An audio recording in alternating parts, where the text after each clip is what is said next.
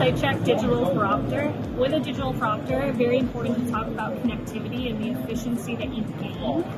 The SIGHTCHEK is able to connect to the lens check and opto check, but if you have a EMR that is bi-directional, what you're able to do is send the lens meter and autorefractor to the EMR first, and then send to the SIGHTCHEK.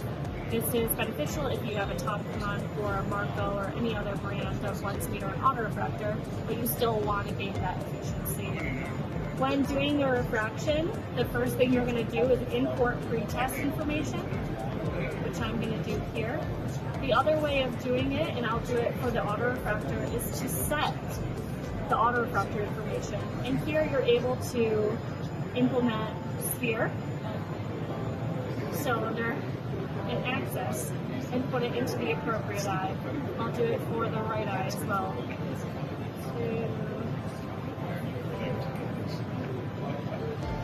Okay. So now as the doctor, you can choose from either the autorefractor or lens meter restart.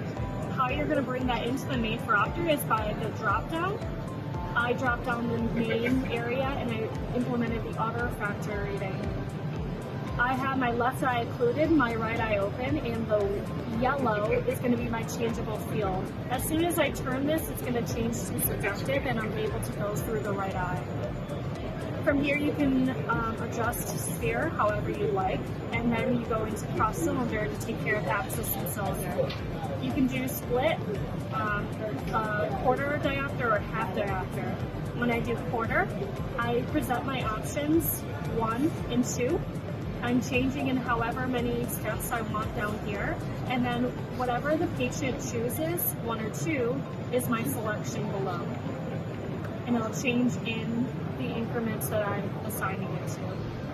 When I'm done with axis, I go to cylinder, do the same thing, better 1, better 2. I can say I'm changing by a quarter, and I press the selection of my patient below. Once I'm done with that, I can go back to the sphere and adjust for that eye, and then I'm done with the right eye. I do the exact same thing on the left eye, and at the end, I'm going to open up both eyes, and I'm going to compare my subjective versus any of these fields. I want to show lens meter, which is my patient's current prescription, versus the final subjective, and I'm able to do that instantaneously. As I'm going through my refraction, I'm also changing my chart, and that will change to whatever chart I want for that specific test.